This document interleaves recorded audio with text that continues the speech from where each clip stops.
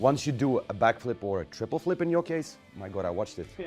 How did you pull it off? I mean, it was no fun. We did it because we wanted to get it done. It's like science on a napkin at the pub. Right. But when you land after things like that, does it feel maybe, I don't know, something close to an orgasm that you pulled it off? I don't know, like your knees are shaking. It's probably better than an orgasm. How do you relax from that? So what kind of pastime legends of action sports have? I'll go skydiving, thrash kart, drifting, burnouts.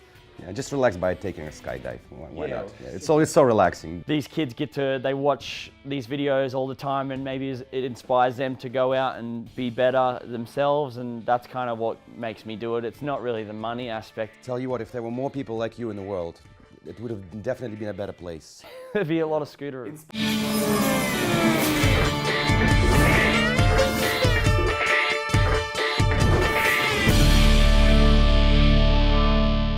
Hello everyone watching and listening to the Raw Take podcast. Today's edition will be high octane and full of adrenaline because we are venturing into the action sports. I'll be talking to two unique athletes who I don't even believe are human, because watching them do their stuff, you cannot understand how this is humanly possible. Come on. And I have to say, I am delighted to be joined by the two gods of adrenaline from the land down under. Ryan Williams and Josh Sheehan, the two legends of action sports. Thank you so much for finding time. I mean, I know you have to rehearse, you have to practice, although I watched you yesterday and it didn't seem like you were having any difficulties with what you're doing. But the first question my son asked when I showed him what you guys were doing, how do these guys do that? How do you guys do that? I mean, come on, tell me. I think it's, for me anyway, it's just repetition. Like I've done shows like this now for 7 years, and I've just done these same tricks so many times that it's kind of like, it's like etched into me. You know how to do certain things, like you know how to write a word and you don't even think about it, you just do it. And it's kind of like that. Now, when I do these tricks, I've done them so many times that I kind of just do it, what I remember to do, and my body remembers how to do it, and I go do it. Yeah, it's funny. I'm reading a book about habits at the moment, and it talks about repetition, and it's exactly that. We think like a backflip, it's just standing on the ground doing a backflip. It might be scary, but you often have to work in steps. Nothing just happens overnight, but you just slowly work on things. But you do something often enough, and it gets less scary. And then when you start doing a backflip, then you start wanting to do something else, and then you stop thinking about the backflip. And like you're playing a guitar. Once you do it, you'll never forget how to do it. Right? Yeah, and it's like if someone's playing a guitar for 10 years, you can tell that person's played guitar for 10 years, and that's just how it's the same kind of thing. I've rode scooter for like 12 years now, so it's kind of just an extension of my body. Like it's just like another limb that is here because I've used it for 12 years, more than half my life. But if we go back to your, let's say, first times, right? Yeah. The first time you did a trick on a bike, a mad trick. The first time you did a mad trick on a bike or a scooter, what did it feel like? Were you about to like, oh my God, I'm shitting my pants. I'm like doing this crazy thing right now. Was it scary? Personally, I mean, you start small because I was only 12 years old, and it's just at the skate park with maybe a 6-foot ramp. But the 6-foot ramp is so big when you're young and you're just starting off. But obviously you're nervous. But you're nervous about a lot of things. I mean, you're scared to go on a roller coaster, but after you've been on it, it's just so much fun. So it's kind of the same deal. I went in and I was like, oh, I'm going to try this trick. It's like I'm getting on the roller coaster. I do the trick, and I'm like, wow, that's just so fun. Even though it's so scary, after it's done, it's just the best relief. Yeah, a bit of a adrenaline rush from getting over the fear. I think that is a big thing with action sport athletes is the fear and the adrenaline you get from overcoming it. So some people might think, I might just not do that. I'll stay between the lines, or I'll keep it safe. But I remember a similar, I think it wasn't even my bike, it was my brother's bike, and we'd just be talking about how good the suspension was, and we'll try and find a jump and do a little jump, and they think, I take a hand off just because it was something different, something new, and it grows. It's like a little fire, and you keep feeding the fire, and you want to do more and more. So it's basically like, adrenaline junkie kind of notion, right? Yeah. Once definitely. you do a backflip or a triple flip in your case, my God, I watched it. How did you pull it off? I mean, Yeah, well, that was usually it's there's a bit of adrenaline and you're trying to overcome the fear, but there was no like it was no fun. We did it because we wanted to get it done. You know, a double flip was exciting. You know, it was difficult and challenging, and I love a challenge. But the triple flip was just you can't help but think, is it possible? So we had to do it. When it gets to that point, it's calculations. It's almost like science that you're using, because you're not going to go out there and risk your life on something so big, because if it goes wrong, it's going to go very wrong. So when those guys go out there and do that, there's so many things that go into it that people don't see, and that a lot of people don't, like, there's a lot of things that goes on behind the scenes, and you just see the magical land, the trick that it just got landed, but you don't see the things before it that went in to make sure that nothing went wrong and that it went perfectly. I saw you do the Silly Willy for the first time on YouTube. I think Yeah. it's about 1 million hits, close to that now. But you looked a little nervous before you actually did it. Yeah, I was actually pretty young then. That was when I first started on Nitro, and I think it made it more nerve-wracking to do it in front of, 20,000 people or 15,000 people. Oh, so it's in not the my trick first itself, show. it's the audience. Well, yeah, and you only get one shot during the show, so it's like, am I going to land this? And then obviously rolling away, it just makes it that much better that there is that many people there. But if I was to crash, then it's kind of like, damn it, I just stuffed up in front of all these people. And not only the crowd, but people you look up to, Yeah. like Travis and those guys. When you're right in front of them, you want to impress them. So there's a bit of extra pressure to perform. Well, you didn't look nervous when you did the triple flip. I was hiding a lot inside. So like that whole process started a year and a bit before I did the triple flip. But I wasn't going to do that triple flip until I knew I was going to land it. Like, it doesn't make it not scary. There's a lot of fear in running through the body. But that final week leading up to it, we got to the stage where we got the ramp right. We had an airbag. We had a scaffolding landing with an airbag on top of that, so we could crash or land and ride out of it.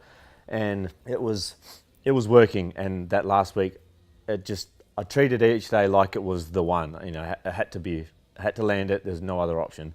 And it wasn't too stressful. But then, as the days went on, as I did more and more, I'd got up to, I think I maybe did 17 to the airbag before we took the airbag away. But 1 or 2, not bad. But then when you get 15, 16, I'm thinking, gee, if I stuff up now, what am I going to do? Is, I won't know if it's me or if it's the bike. They worked and kept going. And that last night, I just tried. I had some friends there, thankfully, that helped take my mind off things. But just had to try and relax and think, just like the other day, is just treat it like it's, you go out there like it's the first go, and landing's what I have to do. And So how many times have you done the triple flip now? once, without an airbag once, but I did it a few times to a flat airbag. Then we, made the scaffolding landing, had an airbag landing, which was, maybe, was it 4 or 5 foot thick or something? So I did it a fair few times to that, but probably 20, 25 times to an airbag, 30, 40 crashes to the airbag, but loads of crashes leading up to it. There was something like, I think it was about the 18th ramp design that Travis settled with in the end. And how high was the ramp as well? Yeah, takeoff ramp, 30 feet, 33 meters. I think it was 10.5 meters tall, and that was just the takeoff ramp. We had a radar gun. I was 50. I settled with 50 mile an hour in the end. That's 82k an hour. And it just, as soon as I went past the radar, it was just full throttle. This massive long ramp. So after that, double backflips are easy peasy, right? No. It's like a completely different trick. And it was maybe close to 2 weeks I was over there at Travis's just working on that. And then straight afterwards, I thought I had to go do a double flip at a Nitro show. So I pulled a regular ramp in front of the foam pit, and it felt so small, it was so awkward, spinning so fast. It was like I had to relearn a double flip. But how does it feel that you do something that no one has ever done before? And probably few will do that again. It's it's a pretty special feeling. Like the moment I landed, just the weight off the shoulders, just, you know, everyone there to celebrate with me. It's just, it's surreal. It really took a while to sink in. It was. Isn't it funny that you have weight on your shoulders, but you kind of put your own weight on your shoulders. You don't really have to do this. No one's like really forcing you to do it, yet you burden yourself just because you want to push action sports.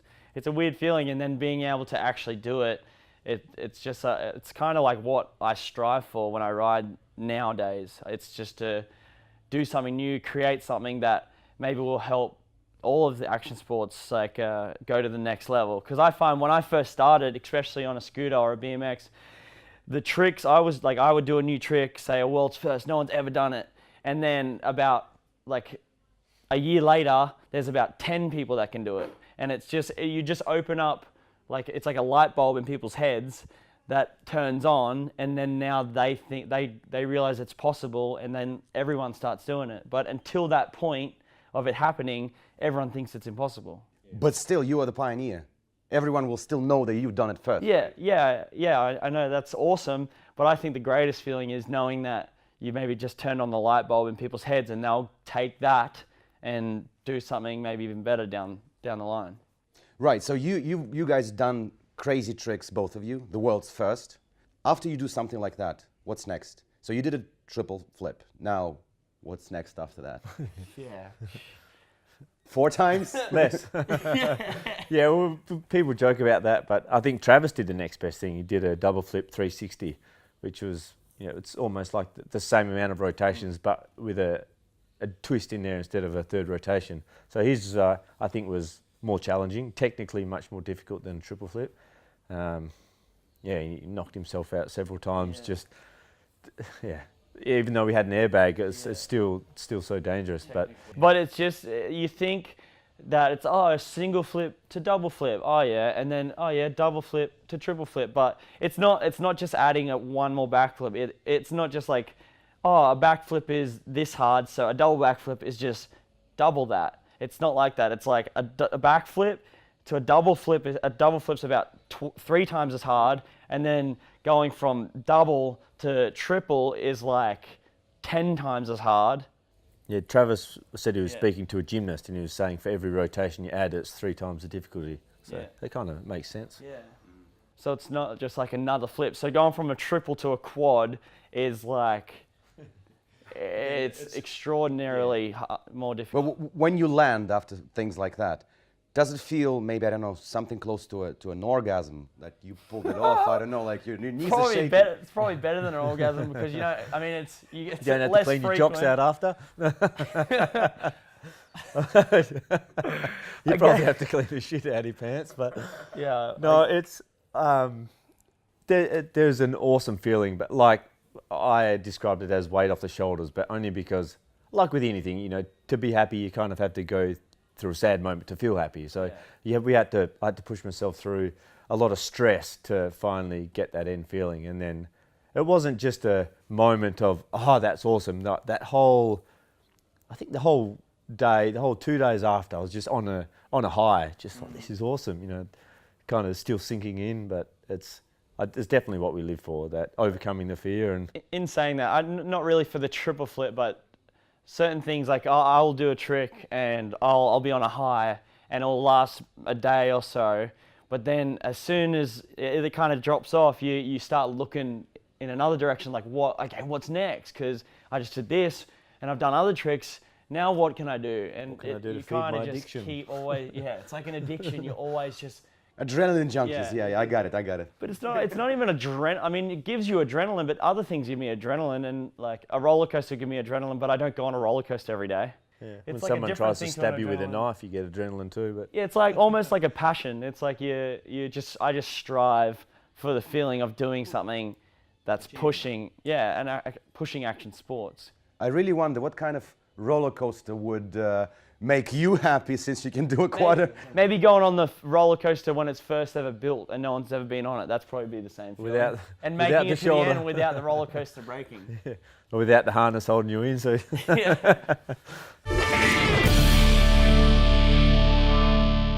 Ryan, you spoke about calculations when Yeah. you do the stuff.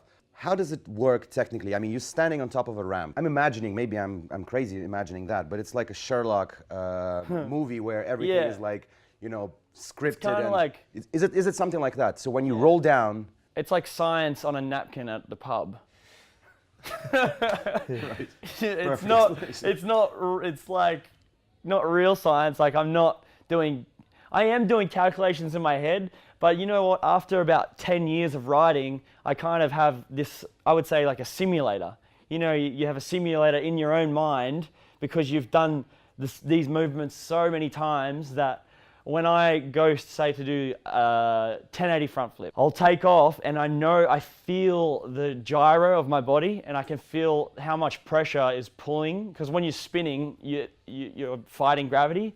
So what I'll do is I'll take off and I'll do the normal action that I normally do, and then I'll feel the gyro, and by feeling how much gravity's pulling me out, I know if I need to speed up or slow down.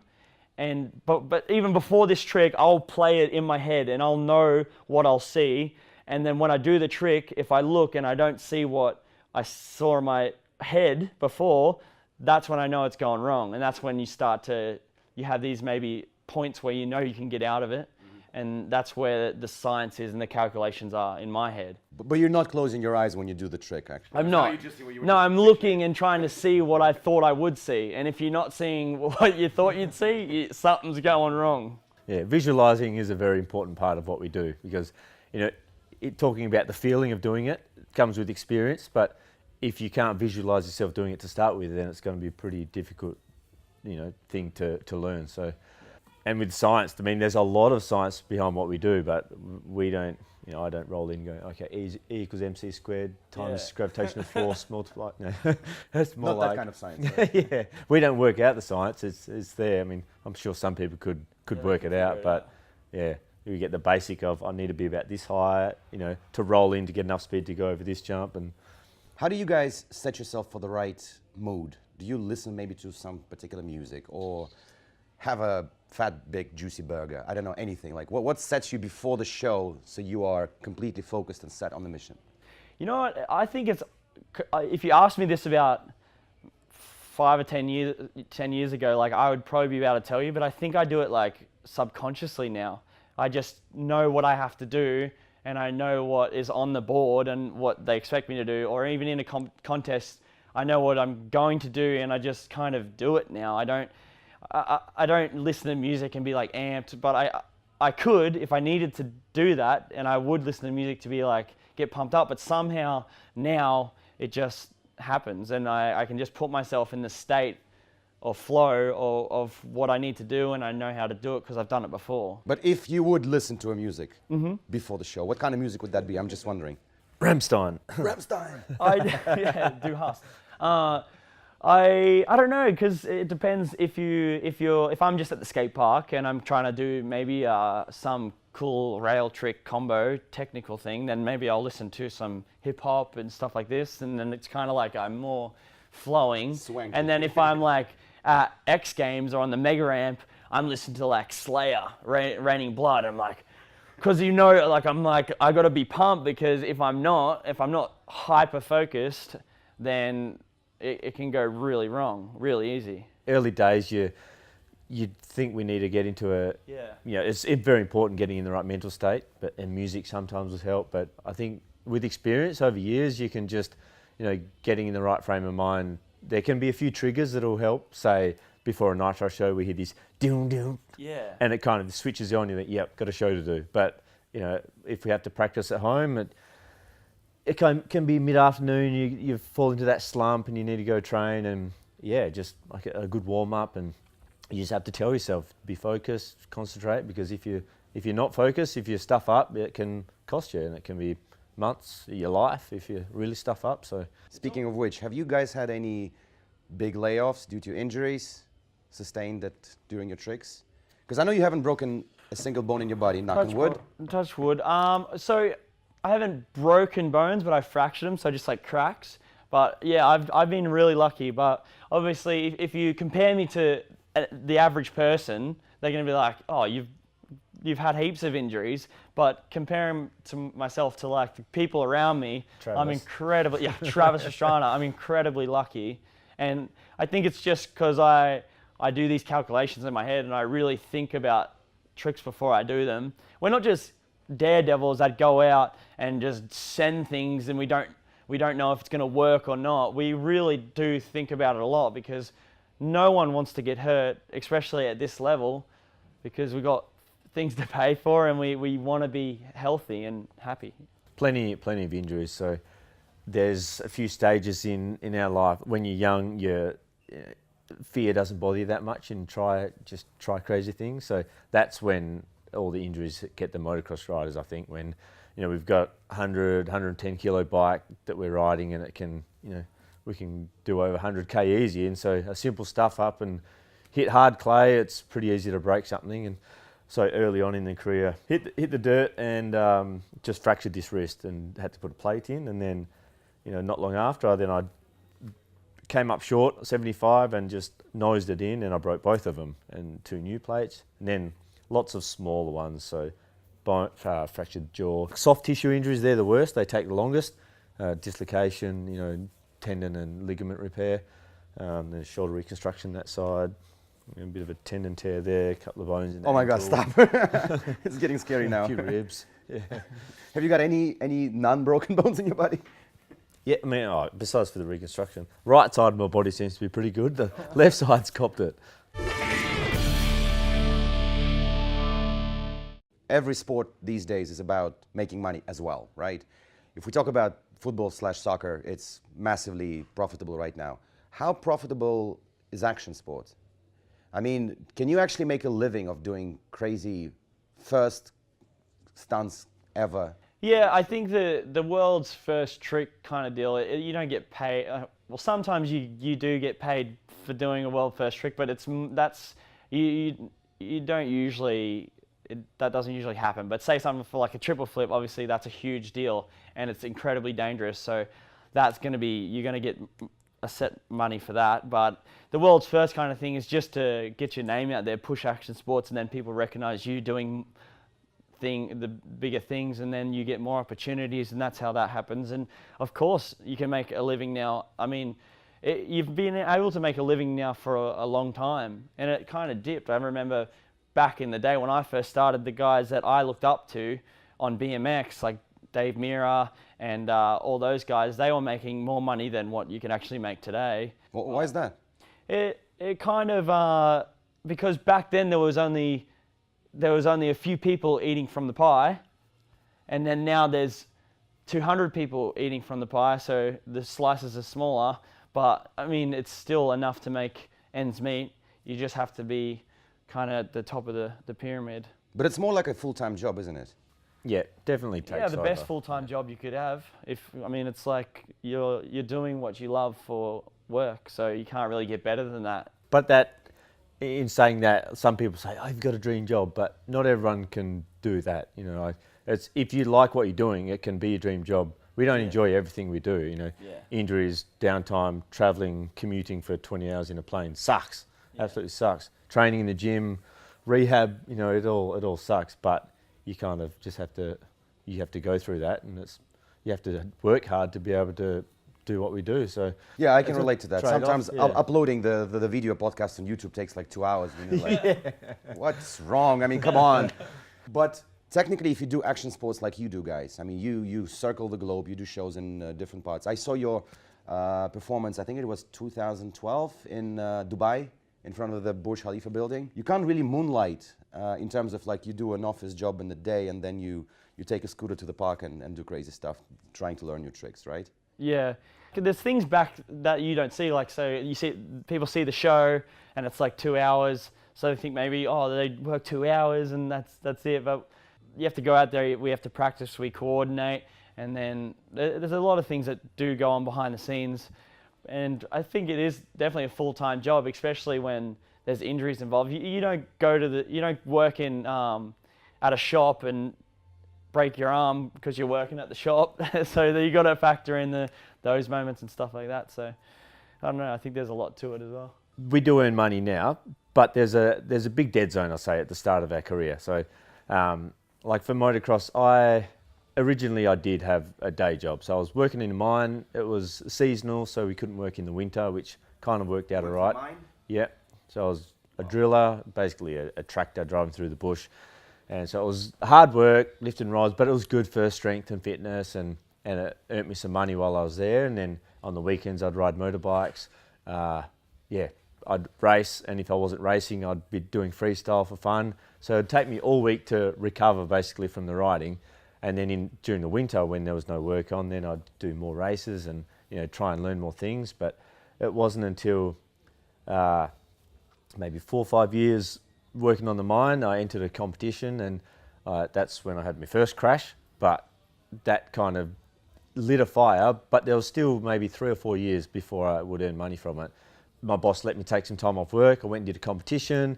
The competition nearly paid for enough, paid my way over to the competition. So there was a lot of hard work and just getting by for me, for some motocrossers it's like that. But yeah, so there's that zone for time for a couple of years where my dad didn't want me to do it. Mum didn't even want to watch me, but his dad was always worried, saying, if you've got to think about it, you've got to go all out or don't do it at all, because if 5 years time you find it doesn't work, then your friends are going to have houses, going to have jobs, and going to be settled, and you've just wasted 5 years of your life. So it was a time where I had to really buckle down. You went all out, clearly.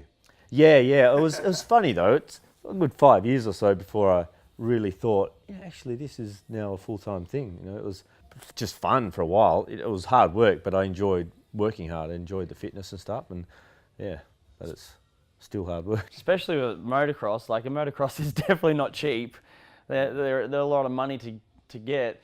But for me, I mean, I luckily got into riding the skate park when I was really young. So when I started riding, I wasn't even old enough to have a job. And then by the time I could have a job, I was already making money from just having sponsorships and stuff like that. Not enough to be living a career or anything back then, because I was only 15 years old. But then, yeah, it just grew and grew, and I finished school and I was about to apply for university, but I got on Nitro Circus, and it was good enough money to not have to do anything else, and it just snowballed from there. And now I've got my own house, my own another 40-acre property, and I'm building a compound. Fantastic. Thanks to YouTube. That's all a man could wish for, right? Yeah. Thanks to YouTube? Yeah. By the way, this trip to Moscow that you have now for the Prorыв Fest is historic for you, right? Because you've just hit 1 million mark on YouTube, right? Yeah, I hit 1 million on YouTube. 2 o'clock in the morning on Instagram stories, guys, I made it. That's a whole lie. I don't know. It's like, it's something that I kind of just do as well as riding. I don't really have to. I just kind of do it for the kids that want to watch it, because I do see how much it means to them, and that's what really made me do it. These kids they watch these videos all the time, and maybe it inspires them to go out and be better themselves, and that's kind of what makes me do it. It's not really the money aspect. The money is kind of just a bonus, and it's going to go straight back into making videos and cool things happen. So for me, it's just inspiring kids, and if I can get just a few extra people going out there and bettering themselves, then it's worth it for me. Tell you what, if there were more people like you in the world, it would have definitely been a better place. There'd be a lot of scooter. Inspiring children on YouTube, scooter kids. Obviously, your kind of sport, your activity involves a lot of adrenaline, a lot of, well, maybe not nerves, but still. How do you relax from that? So what kind of pastime legends of action sports have? Like, maybe you do PlayStation, I don't know, cook pizza, anything. How do you relax? How do you get out of this? I had a bit of fun earlier with Terry out in the car park. That's what I like to do at home. Just I've got a couple of cars, my brother and I, Dad, we're all rev heads, so we just love, well, bikes is a bit of a bonus, but anything in a car, just doing skids, building up the car, making more power, and just always had a bit of a passion. So you relax from FMX by doing cars? Yeah, it's funny. It's not. I don't like to relax. Well, relax is the hour after the show when we stop riding and we sit down and eat some food. But to do that all day is just boring. That's why we do what we do. When I get home, if I've just been busy, if I finish competitions stress-free, I don't need to practice, I'll go skydiving, thrash car, drifting, burnouts, that kind of stuff. Yeah, just relax by taking a skydive. Yeah, well, it's so relaxing. It is quite relaxing though. Right. Apart from the very first time you do it, you get forced out of a plane attached to someone. But the next 50 seconds after that, you're just floating. You're just sitting there, nothing, no one. Yeah, hoping that your parachute opens. Yeah, That's what I think about. you got two chances. You throw one, and even if you fail, it'll automatically throw the other out. But yeah, it's not really relaxing. It's just taking your mind off what you normally do and focusing on something else. Mm-hmm. How do you refocus yourself on something else? I don't know. I kind of just try to ride every day, but I'll ride differently. Like I won't go out there and ride a 40-foot jump and do a 1080 front flip. I'll go to the skate park and I'll just cruise around it'd be like surfing a wave. It's kind of like a relaxing feeling. I feel like if you ask a surfer what it's like to ride a nice wave, it's probably pretty relaxing and exciting at the same time, but it's kind of just going somewhere and knowing you don't have to perform and just being at the skate park and just enjoying it. That's what I did when I was young. It is relaxing for me, and other than that, I play video games and stuff like that, but I wouldn't say that I do that for relaxation. I kind of do that more for another excitement. Yeah, I'm a nerd. I actually am a nerd. But yeah, just for more excitement, different excitement, and just change. Change is as good as a holiday. Yeah, exactly. So true. Wives, girlfriends? Girlfriend? Still looking. What I wanted to sort of ask is, you know how they say opposites attract to each other? So let's say your girlfriend, is she also adrenaline? She is a female, which is good, so then they are opposite. Yeah, that is opposite. Yeah, no, you could say so, but not really this in my situation. She's kind of outgoing. Like she'll do things like go to the skate park and try to do stuff on my scooter until she falls over. I mean, she's a really pretty girl, and I'm not the prettiest boy, so that's kind of opposites attract. No, are there any unpretty boys in Australia? I'm definitely punching above my weight. No, but I don't see that. But I think that maybe girls that aren't into action sports maybe are into action sports dudes, maybe. I wouldn't know anything about that, Alex, my girlfriend. Hello. No girls like me, except you.